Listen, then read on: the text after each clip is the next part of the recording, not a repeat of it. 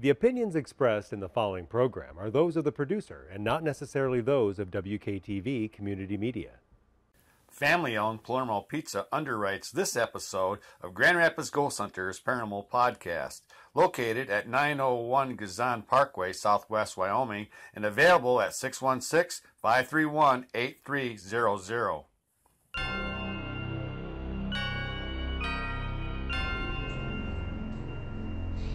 Hello everybody, this is Brandon Jose, and welcome to another episode of the Grand Rapids Ghost Hunters Paranormal Podcast. So I'm going to introduce my co-host, Kim Colleen. Hello, I'm coming from Holland, Michigan this evening, and I've been with the Grand Rapids Ghost Hunters Paranormal Podcast for, 3 years now, Brandon? Yeah, I know the show started in 2019. Yep. You joined us about our 6th episode. Then other co-host, Tanya. Hi, it's our guest. Hi, it's Donnie Geyer-Sager here, and I have the great pleasure of introducing someone I had the joy of meeting at Mansfield Reformatory at their Parapsychon back in May. I met Gregory Nicholas. He is a fourth generation psychic. He kind of pegged me at the beginning about having healing abilities. But maybe take a second look. I'm like, oh, really? Mm-hmm. Yeah. Mm-hmm. Good. Yeah, I'm glad to be here. And by the way, they did set the date for next year's OSR. Mm-hmm. So hope to see you there too. But no, thank you for having me. I look forward to happy to be here and just looking forward to a good evening. So, as we said, that you are a fourth generation psychic. So, I'd like to know a little bit about that history. If you could tell us which side of the family and how far back it goes. Sure. As I said, fourth generation psychic and medium, Tanya.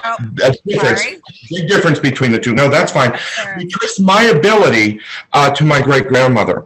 She came over, immigrated from Naples, Italy in 1919. Settled in a small town in Pennsylvania, actually where I'm from, but the ability or gift went from her to my grandmother to my mother to me. Ends with me. My wife and I do not have children, so it does end. Like I said, the psychic side, in my opinion, what I call it is going forward, the future. Cards, I use oracle cards and I use playing cards. I use dominoes. I don't know if you noticed when we were next to each other at OSR, I would use dominoes for part of the psychic reading. The mediumship side is spirit. If anybody who's passed, of course, wishes to come through, we let them. Or if there's someone you want to talk to, we see what we can do. But it is my career. I started seeing things, my first experience, believe it or not, was at age 4. Wow. Yeah, it was at a funeral with my mother, and her aunt was there. And I said, her name was Louise. I said, oh, Louise is here. And she said, yeah, she's, laying right there. I said, no, she's in the corner. And she said, we'll talk later. And that's how it started. That's how it all started. I had my mother and all of her, she was one of 7, and her siblings over the years groomed me. I do raise a few eyebrows with this next statement. My family and I are very strict Catholic. But there is a right and a wrong way to do it.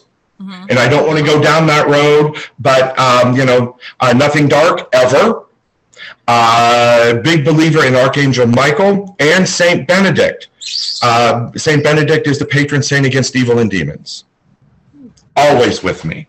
Nothing dark. When I do a mediumship reading, I always ask for healing messages for highest and best good for those present.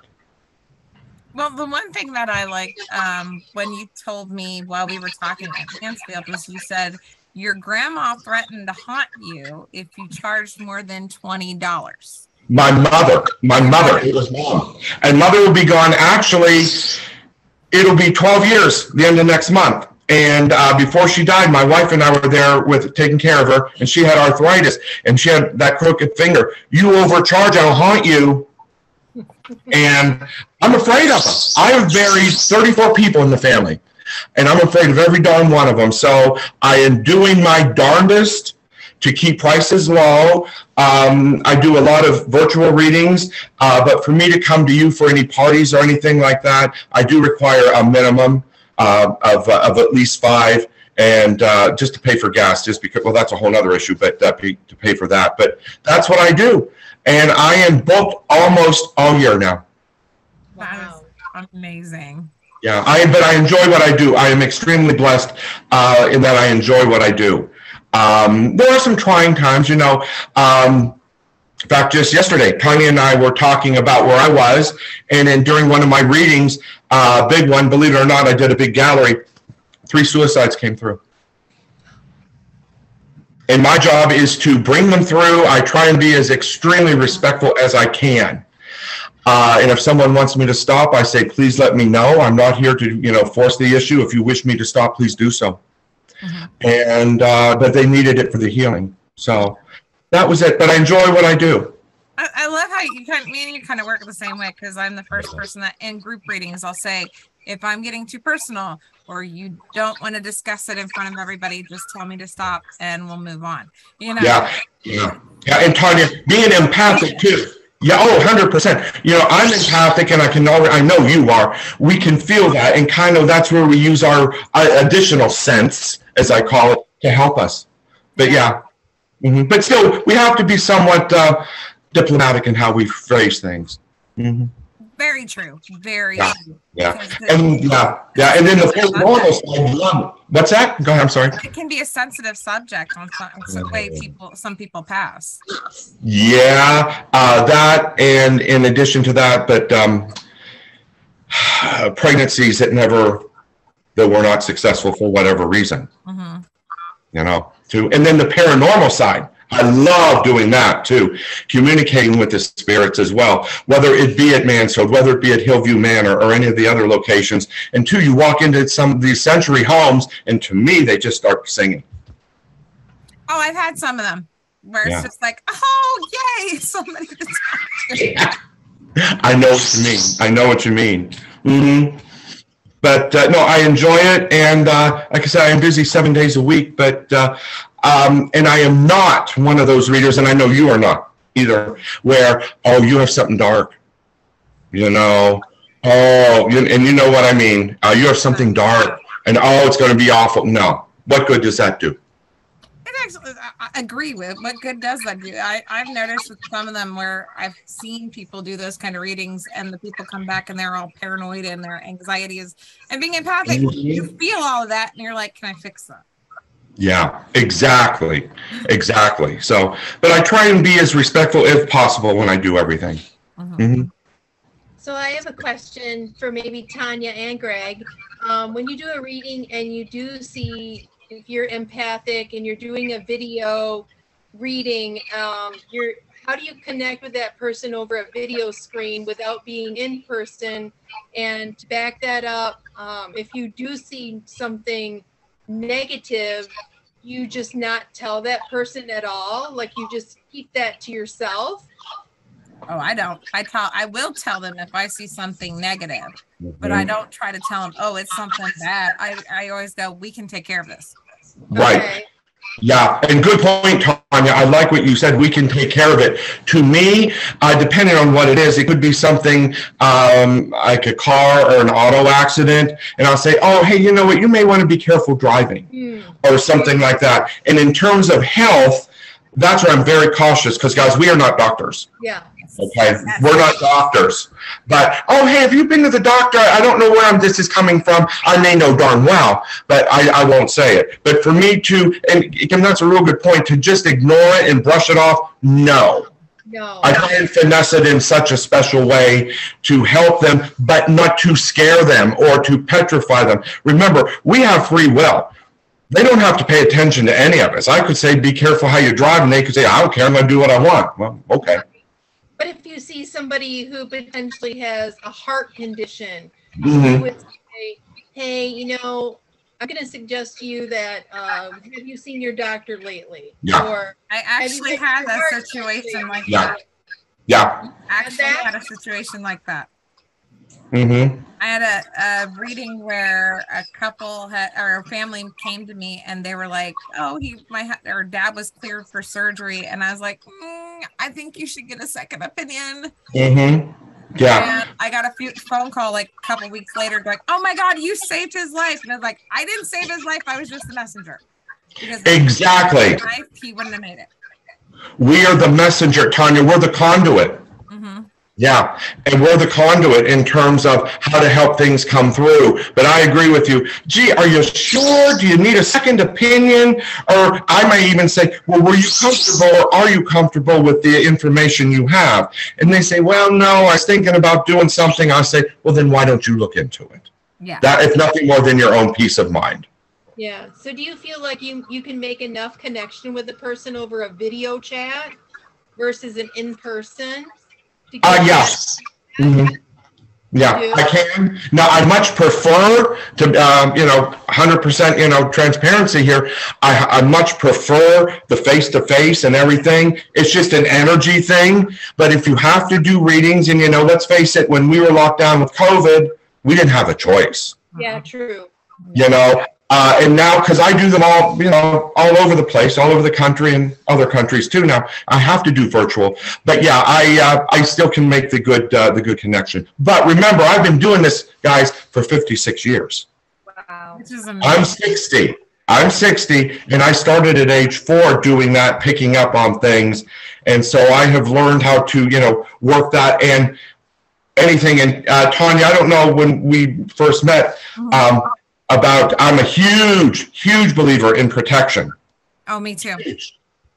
Me too. I don't go into any place without asking for protection or carrying an amethyst.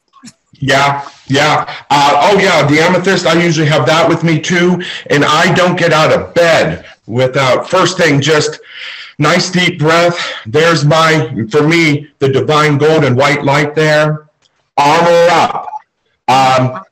Ladies, pretend you're Joan of Arc, okay, with her shiny armor, fighting that off. For guys, we could be like, I say, Archangel Michael, or are you King Arthur, where you just have that strong, or St. George, where you're just slaying everything, so that we don't pick anything up, because double full, we don't want to pick it up, but we're also empathic.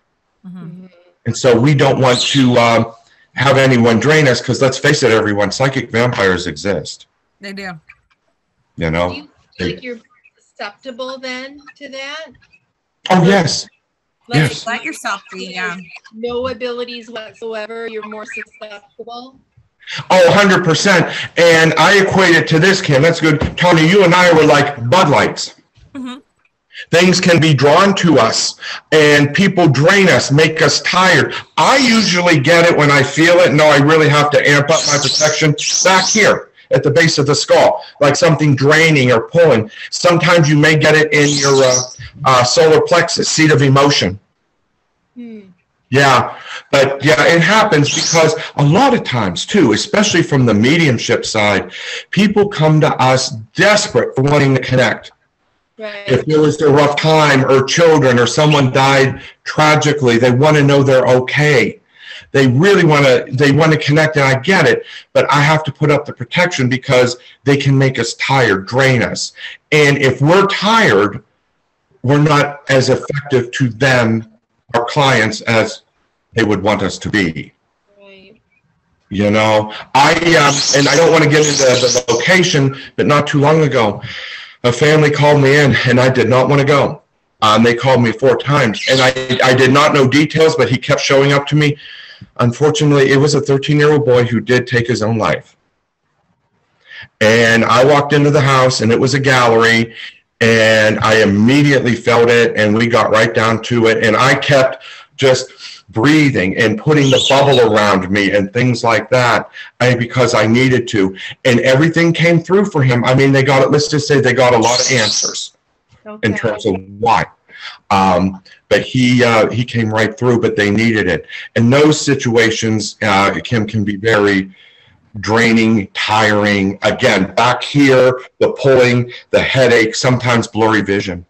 Wow. How do you only ask that one spirit to come through and not get over flooded?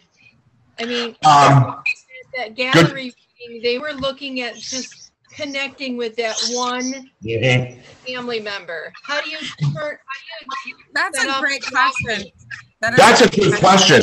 Good question. For me, yeah, and when I do any event, like this one with that family I told you about, what do I need to know for their highest and best good? On my way to an event, I do not talk on the phone and I don't have the radio on. What do I need to know?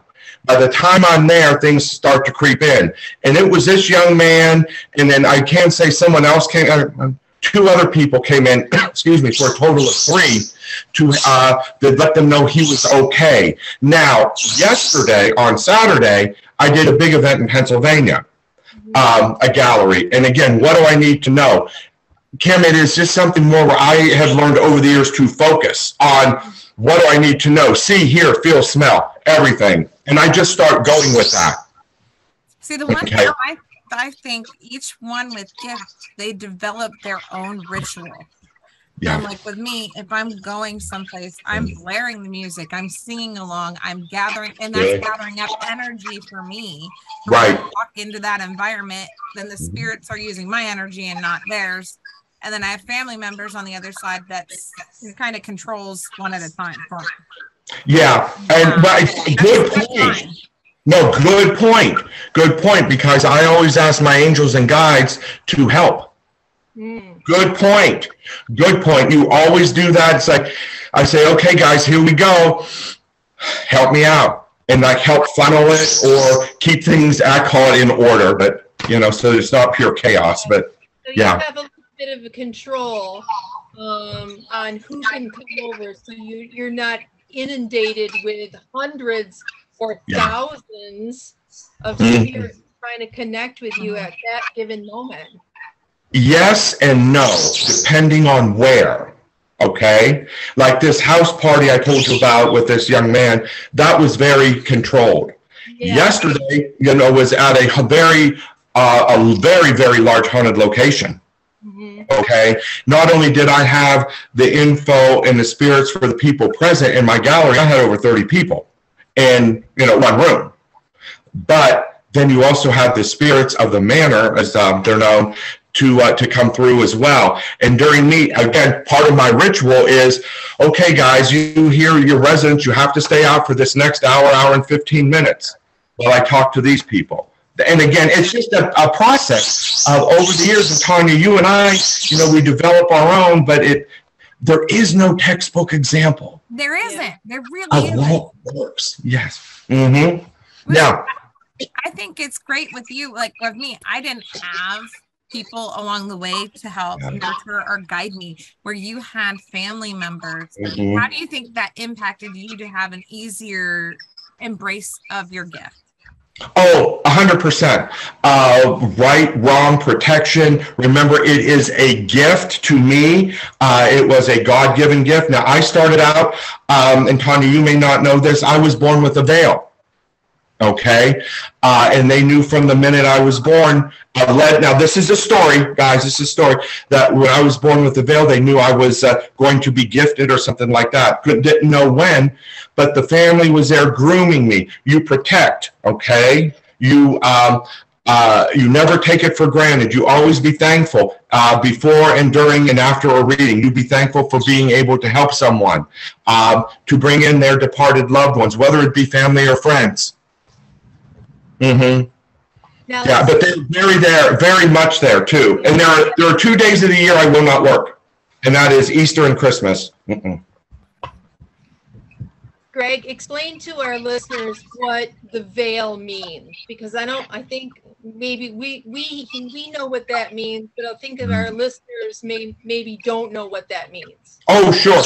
When you're born, it's like an extra covering or a membrane over you when you're first born at that moment of birth, and it's called the veil. There's different cultures have different words for it too, but that's with the veil, and it's like an extra, I was always told, an extra layer of protection, and that's how they know that you have some sort of an ability, whether it be psychic, medium, or I also want to say a very good energy worker or have a healing ability. You know. Yeah, whether that healing ability be sound, you know, with tuning forks, crystal bowls, energy work, Reiki, something like that. Or is it the traditional medicine, you know, or someone who does a combination of everything?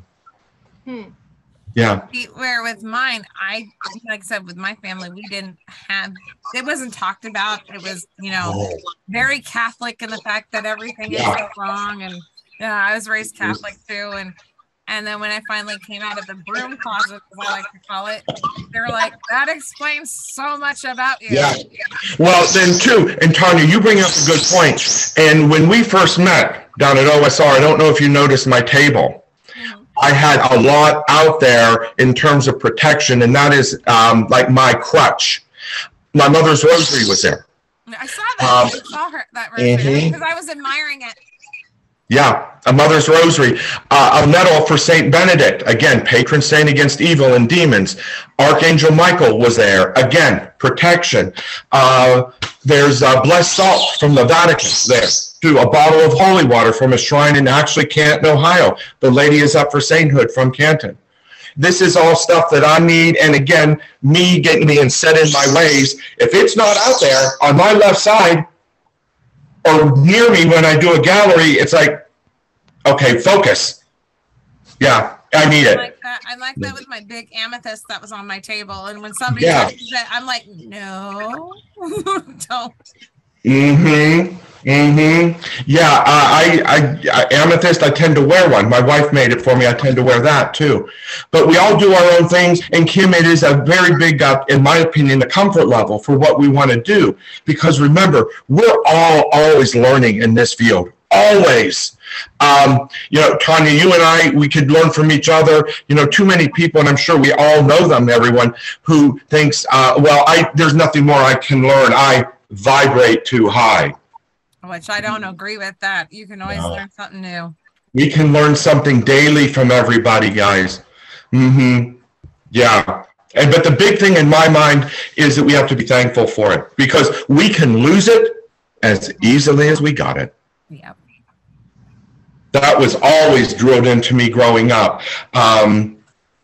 Just be thankful. Well, Greg, I do have a question, because a lot of the mediums we've had on, like different mediums have different abilities, how they connect with spirit.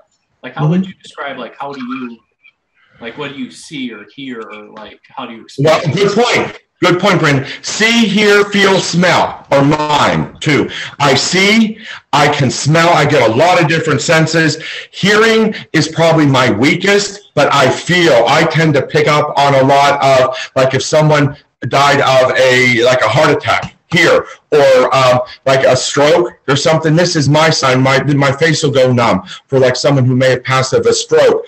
Popping, I'll feel like things popping in my head, like for an aneurysm. It's not uncommon for me to start coughing recently, and it's like, what is going on? this COVID. Oh, yeah. Yeah. So, yeah, Brandon, I pick up on a lot. I do see.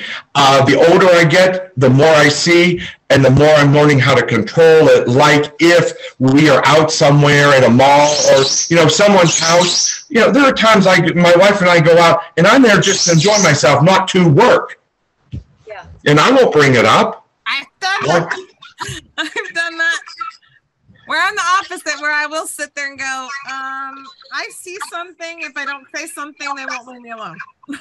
Yeah. Yeah. Well, too, guys, and also full disclosure, there are friends, because, again, I do not use my real name, that do not know what I do. They don't. Now, granted, we don't see them that often, but they don't know, because they can be extreme. They're one of these people who, when I said I have been called the devil, or things like that, which has happened to my face. So. Oh, that's happened to my face too.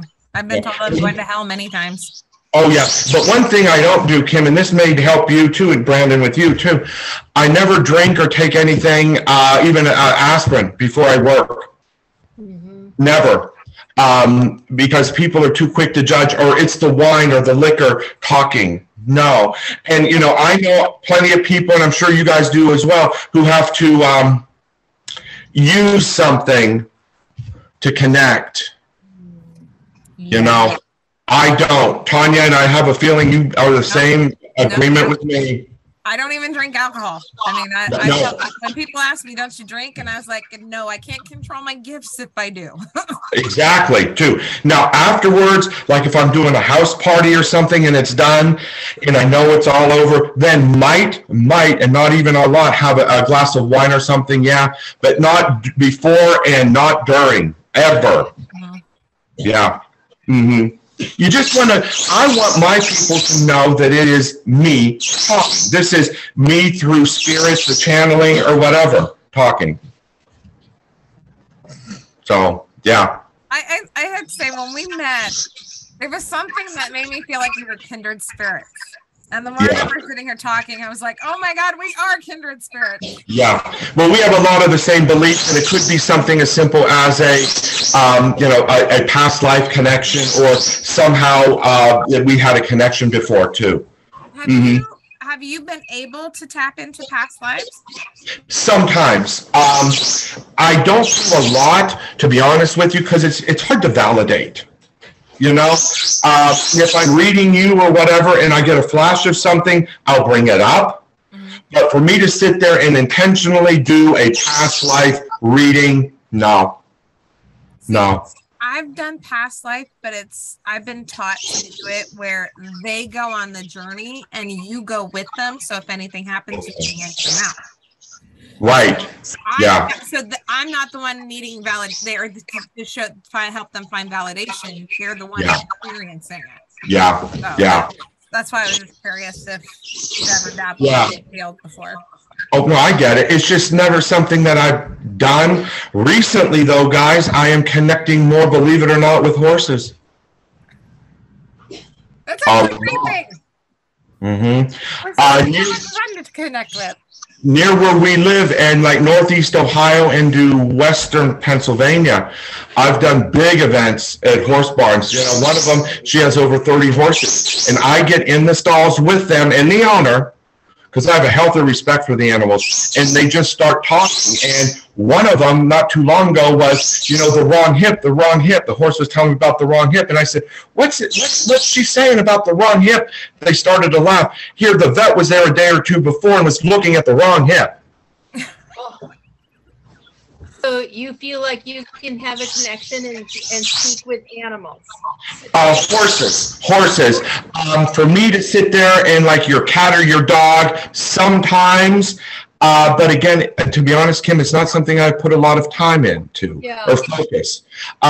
Because you know what? When I go somewhere, not a lot of people have their animals out. Now, have I been asked to go to pet shops and read them like with a party? Yeah, but that may be like only twice a year. But it's just not something that's my specialty.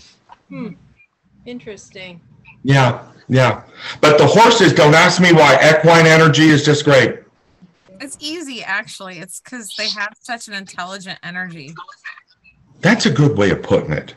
That is a real good way of putting it, too. Because I grew up with horses, so I've always had that ability to connect with them ever since I was small.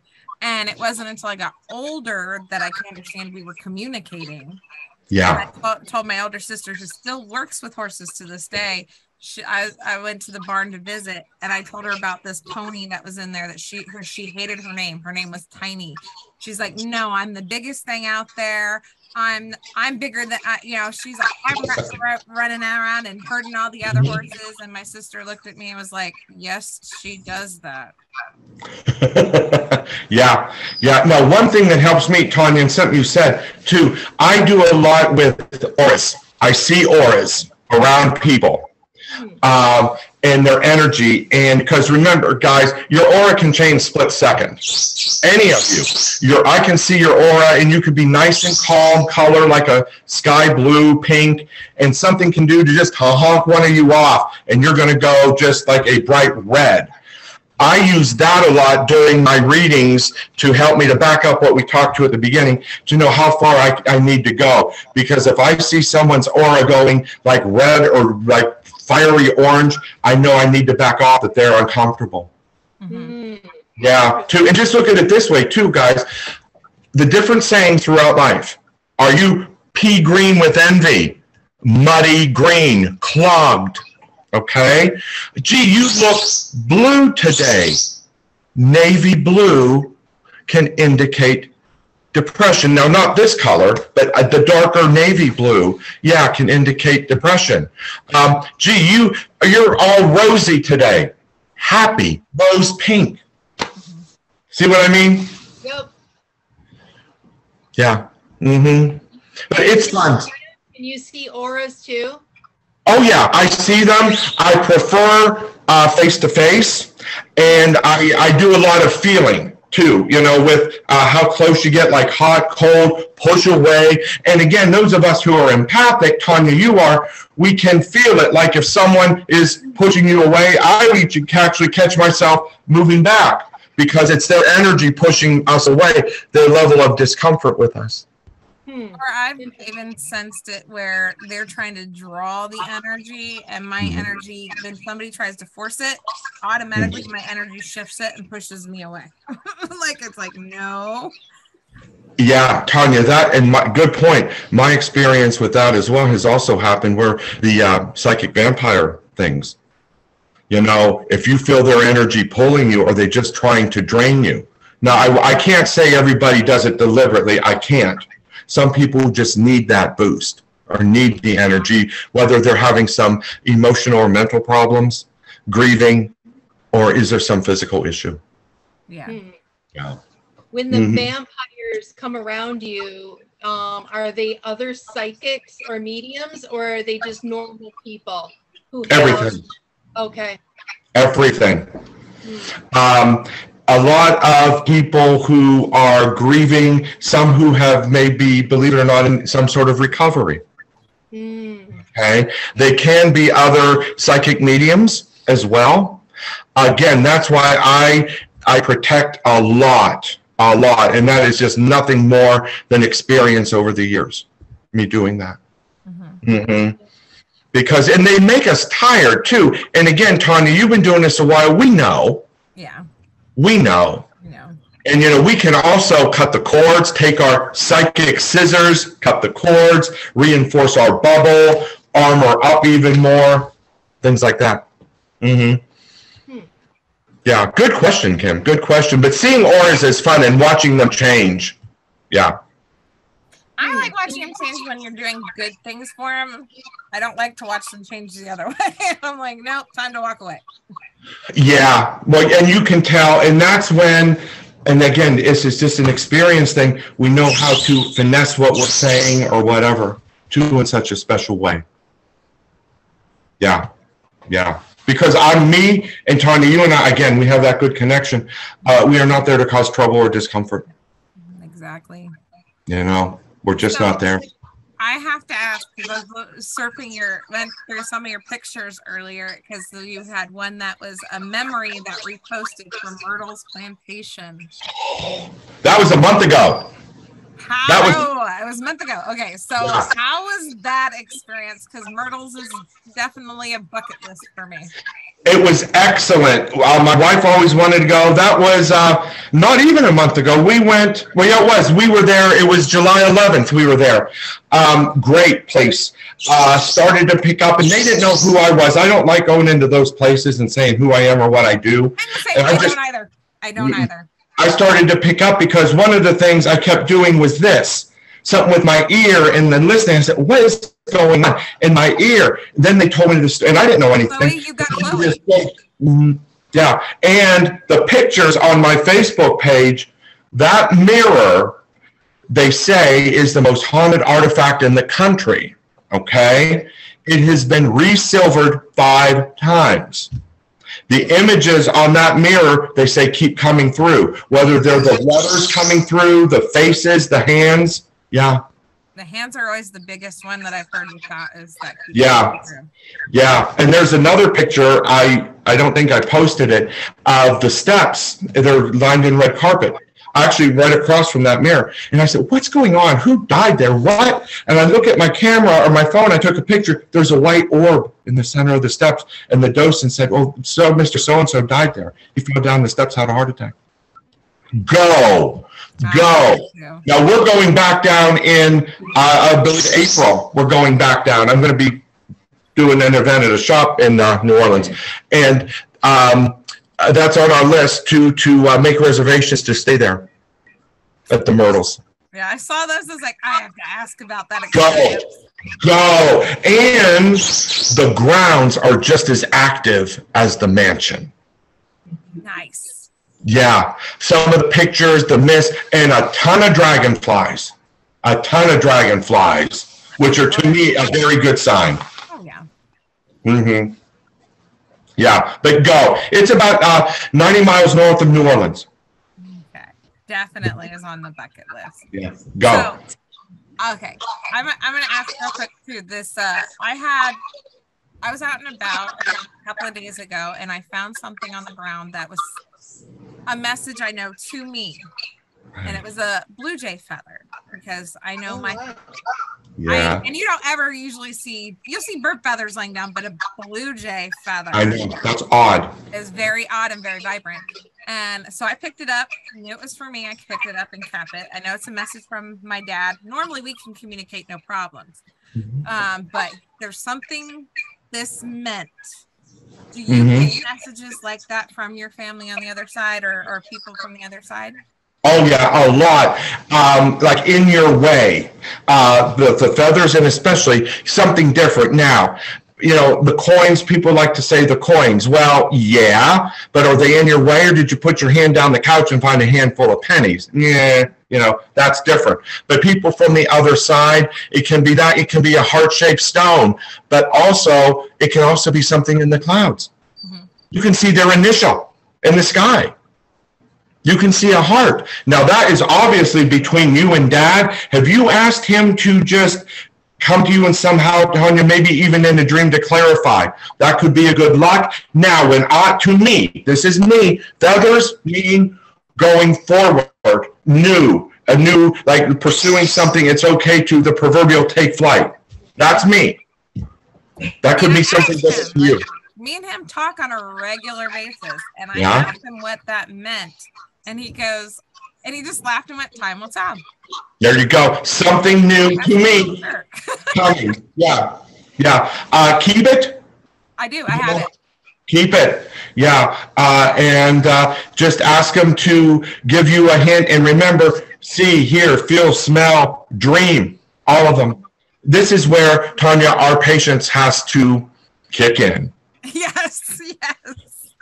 No, this is when I picked it up. I was like, because like I said, you see like pigeon feathers or whatever, but this vibrant feather like that. I said, oh, this is obviously, I'm supposed to take it. I know this is from Dad. Yeah. And he kind of giggled when I said that. So I was like, okay, maybe I got the wrong person here, but I was like, I'm still going with you, Dad. No. And you know what, Tanya, you bring up a real good point. People ask me, who are developing or learning whatever, how to trust it. It's your gut. There is no sure way. You know that's your dad. And I understand it's real easy for me to say, yeah, that is your father. What do I need to know? But other people may say, gee, I don't know. Some people just say it's just a feather. Yeah. But you have the gift and the ability. So I say go with it. I do. Yeah. So tell me about your most haunted location, whatever, Oh, yeah. It was yesterday. Yeah. And yeah, I go there a lot. Now, I've been all over. Well, first of all, the Myrtles is extremely active. Okay. I love it there. I wish we could have spent more time. We were on a timetable to drive back into New Orleans to get to the hotel. The Myrtles is good. Locally, Haunted Hillview Manor in Newcastle, PA. It is a 90,000 square foot former county poorhouse mental hospital home. It was opened in 1925, closed in 2004. Very active. Kim, before you came on, I was explaining to Brandon and Tanya, during the Depression, people couldn't afford their kids. They had to drop them off there. It was a working poor farm. The owners at that time were not nice people at all. There is evidence of things that went on. In fact, one of the first times I went there a couple years ago, I kept getting the thing of bones and backyard and burned and buried. It did come out that if someone was single and they died, they would somehow dispose of their body, sometimes burn, in just in a hole in the backyard to keep their money coming in from Social Security. Some children there just last night. I was there. A little girl downstairs named Courtney comes through, and all the meters, there were 4 or 5 meters going off, plus one of the ghost boxes or a go box that were just lit up, and you could see things. And she likes me. It was almost like on command. She would make the meters go off and things like that. There is active too. It's not angry energy per se. It's a sad energy because those people, that was their home. Yeah. You know, we went into a room, and my wife was with me about a year ago, and my wife, just for a sense of perspective here, is 4'11" and 101 pounds, very petite. In this one room, they kept touching her. Well, it turned out that's the room where a lot of the kids were and likes Ring Around the Rosie, okay? Last night, we were with another ghost hunter gentleman, Dan from Buffalo. They started singing it. Everything lit up, the toys and everything, because that was where some of the help would keep their children during the day when they were at work, like a makeshift daycare. Well, Yeah. I think with all those children that were dropped off as well, I mean, they didn't have much of a childhood, so it's not a very happy feeling when your parents can't, that you feel like your parents don't want you anymore. Yeah, they don't. And a lot of times in this one area, people will leave golf balls. There's a reason for that. 2 gentlemen who this was the only home they ever had. The property is adjacent to a golf course. Later years, they used to go out and find the golf balls and resell them to the guys on the links. That was actually smart. Yeah. They used to, and people will leave like old Polaroid pictures there. They used to go up to visitors there when it was active and say, oh, hey, do you want your picture taken? Well, yeah, they felt sorry for them for $1. Sure, click, here's your $1. There's no film in the camera. They would be scamming. But Kim, that by far is the most active. Look on the website, Haunted Hillview, very active. But very rarely is it a scary energy and more of a sad energy. Yeah, one lady on one of the floors, she had glass eyes. And you're walking down the hall and you'll feel something like, what is that? She used to take her glass eyes out and throw them at people. What the? She's still doing it. They love Christmas music. You go into the atrium, and if you play Christmas music, you will hear them. There's an old piano in one of the corners. Some of the keys will start to get hit. Oh, yeah. It's great. So, I know with me personally, for some weird reason, and I say it that way, because I feel drawn to like Mansfield Reformatory. Yeah. I think that place is so neat. I love it. Is there a certain kind of haunt that you feel drawn to more? Yeah, well, Mansfield, because it's not that far from me, 45, 50 minutes, and in Hillview there as well. Mansfield is there too. I'll tell you what, in Mansfield, I tend to feel more sorry for the spirits because a lot of them were there, no life, it was not a happy place. Okay, I've had my encounters there, especially down in Solitary, where I was pushed and things like that. Mansfield is there, yeah. See, this is where I would say the experience of like being a male or a female in comparison, because down in Solitary, that's where I experienced this gentleman named Marco, who was very protective of women. And it can be. Here's my question. I feel like he was sexually assaulted. Could be. And he does not want that to happen to the women. No, let me ask you this. Was he an inmate or a guard? Inmate. Okay, because sometimes the guards come through. Oh, yeah, there's a guard. He's not so nice that comes through. Oh. Okay, I know who you mean. Yeah. But yeah, it's different energy there too. One time, and all the times I've been there, I had a scratch, but it wasn't anything great. But too, let's face it, guys. You go there and, you hear a flutter. Ooh, yeah, what is that? Well, come on. In certain areas, there's no windows. There isn't. Word. Okay? Did you feel that breeze? let me rephrase how one of the tour guides puts it. Trash pandas take over at night. Oh yeah, and you got the various animals. Yeah, you got to be careful there too. But down in solitary, I agree that, and in one of the shower rooms, Tanya. Which side? Oh boy, I want to say the right side. If you're facing the new prison, the right one. Yes, I've had a lot of stuff come out of that one. Yeah, there too. One place that's active, everyone, and Tanya, it's not that far, is Grafton School in Grafton, Ohio. Mm-hmm.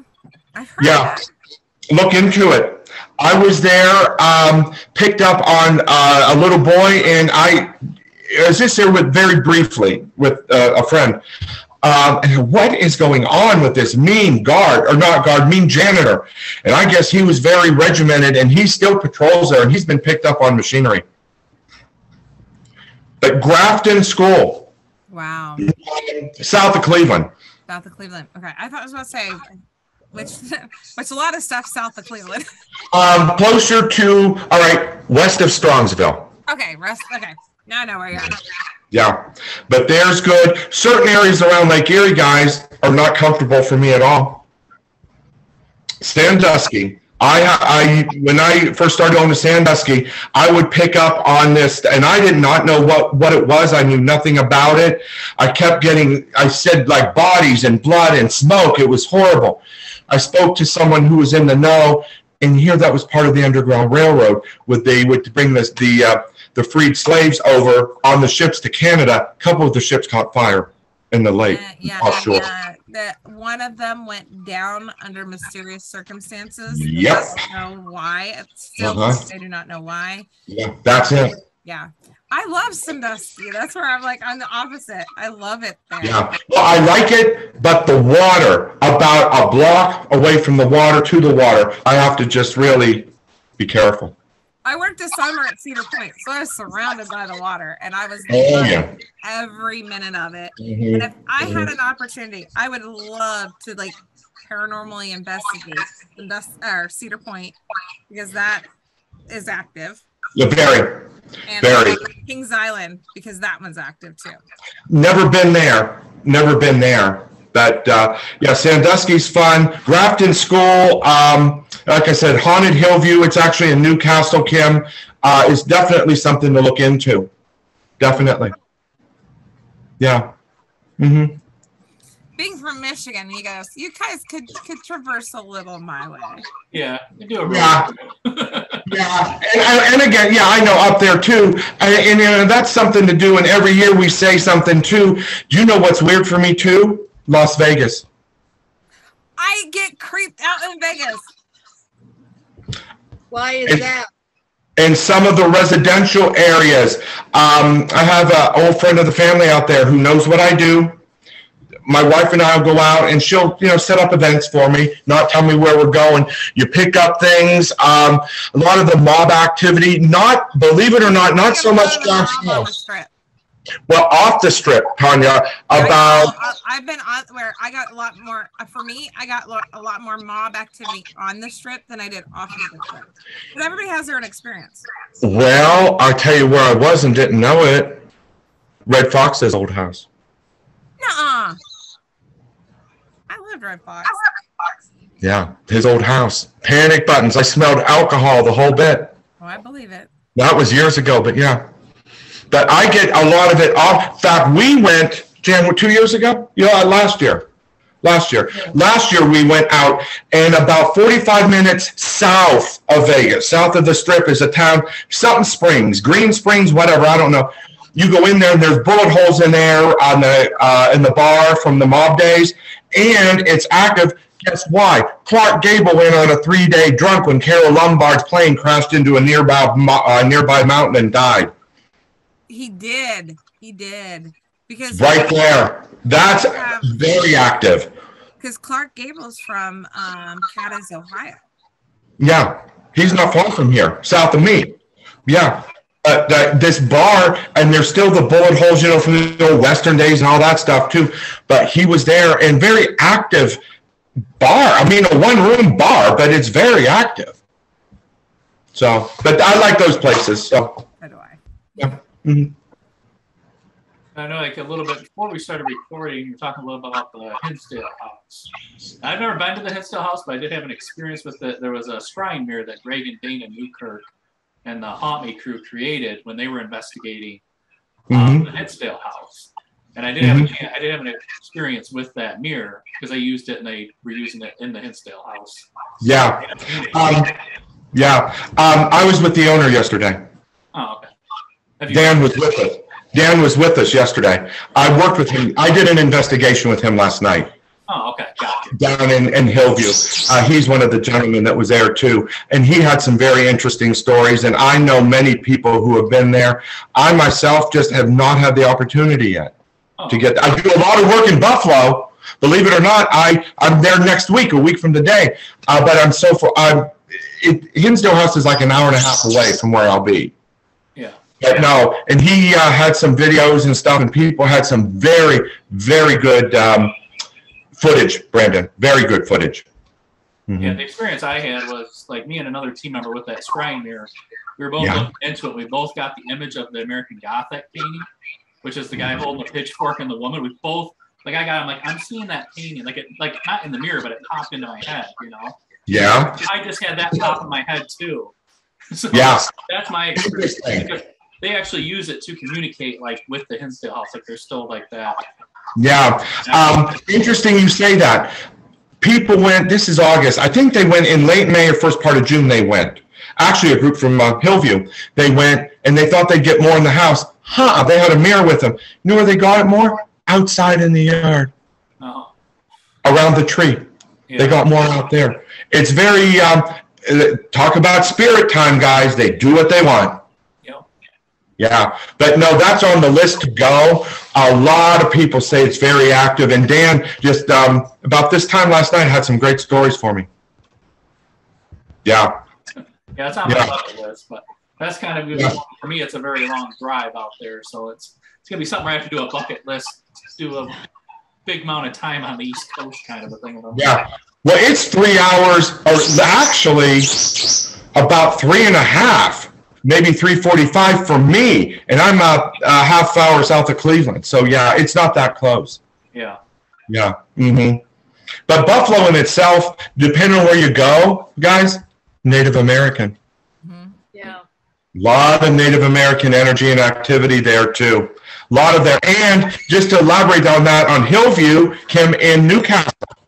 This is so weird. Last night we were talking about it because I kept asking them about the Native American. Here recently there has been some evidence of like arrowheads and people seeing the Native American spirits like on the other side of the field on the tree line. Yeah. So it never, Hillview never disappoints, and then with our abilities, as long as we're open to it, guys, we're okay. Mm-hmm. You're making me want to go more and more. Oh, yeah. Yeah. But again, Tanya, and you and I agree, we are never too old to learn. We're always learning and developing with this. Mm-hmm. Mm-hmm. So. Actually, my favorite lately to communicate with when I'm just out and about is been native spirits, because they've been giving me a lot more little tidbits. Yeah. Yeah. And they can depend on where you're at, too. Certain areas in Pennsylvania, not Native American, but actually pioneers. Mm-hmm. I've been getting some pioneers too. Mm-hmm. Depending on where I go. So, but yeah, it never disappoints or anything. Yeah. Mm-hmm. So is there anything that you want to tell us that you have coming up soon, or well, I do. You have a book. Oh yeah, thanks. I do right here. This was 2 years in the making. I met this lady actually at Hillview pre-COVID, and I read her. I didn't know who she was. I knew she was an author, but I didn't know exactly what was going on. She called me. Took her 2 years to write this book about me, Old World Psychic Medium. Okay? It is not, I did not write it. I'm lucky I write a check. It is about me with my birth, being born with the veil, various things that have happened throughout my life. And it came out last part of February. And the cover, everyone, this is actually the village in Italy where my family came from. Oh, cool. I was there one time, and up here is the monastery, the shrine of Saint Benedict. And a few moments ago, I said we have a very strong devotion to Saint Benedict, patron saint of against evil. That's why. That makes sense. Yeah, but it's on Amazon, Old World Psychic Medium. A lot of events coming up, Hillview, things like that. Nothing other really big, unless just a lot of the shops in the Cleveland, Akron area. Buffalo, I do have a big event in Buffalo next Saturday, an outdoor event. But I'm working on next year. So, and then too, if you guys hear anything like in the Michigan area or whatever, please let me know that I can look at like any of the nice events. Because where are you guys located at? You're in where? Like the Grand Rapids, which is kind of area. Which is kind of like west coast of Michigan, kind of in the center, kind of a thing. Okay. Yeah. If anyone hears anything, please let me know, guys. Yeah, like Gregory Nicholas on Facebook. You'll see my face. Send me a request, guys. I'll accept it. Tony, you and I are already friends, but I'll accept it. But yeah, let me know and any questions, because I'm always looking for new things, because, you know, we have to keep, Tony, you and I know, we always have to keep growing. Yeah.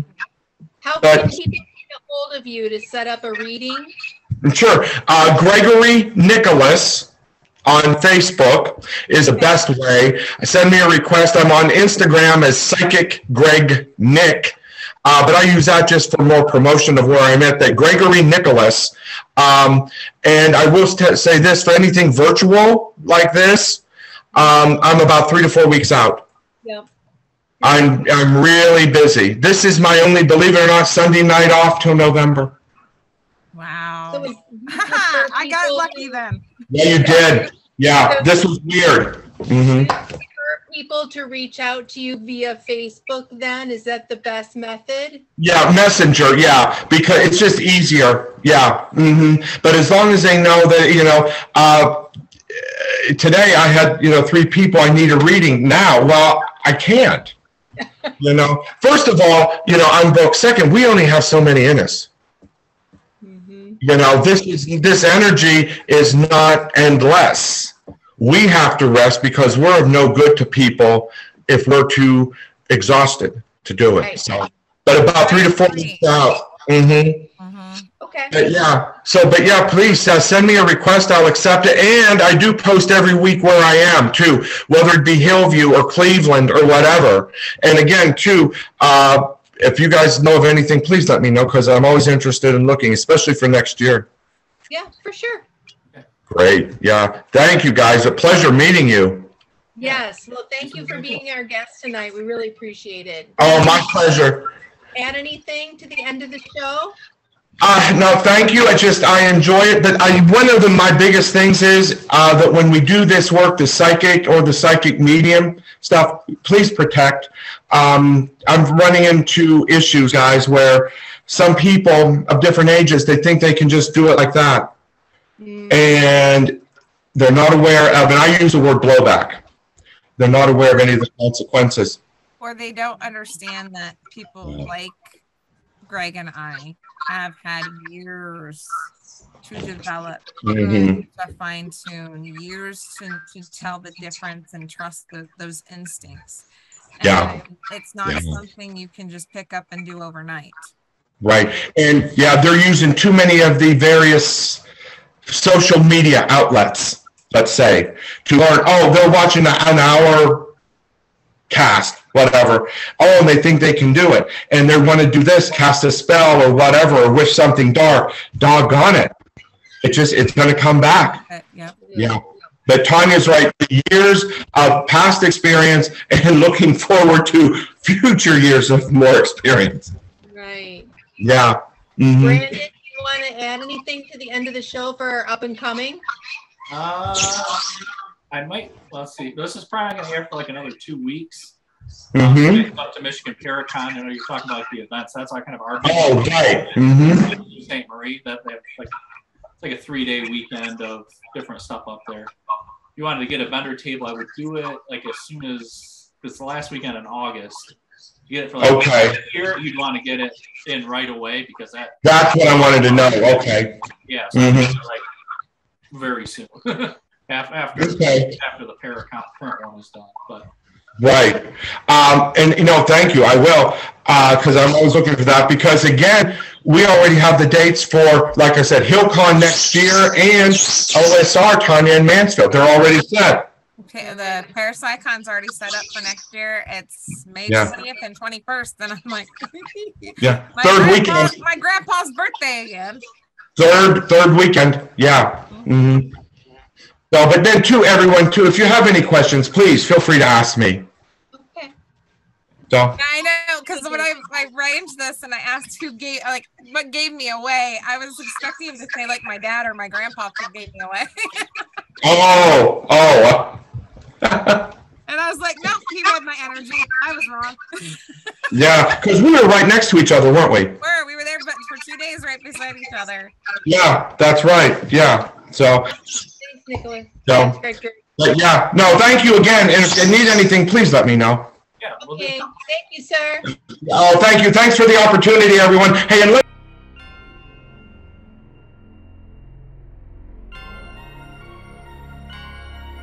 Family-owned Palermo Pizza underwrites this episode of Grand Rapids Ghost Hunters Paranormal Podcast, located at 901 Gazan Parkway, Southwest Wyoming, and available at 616-531-8300. The opinions expressed in the preceding program are those of the producer and not necessarily those of WKTV Community Media.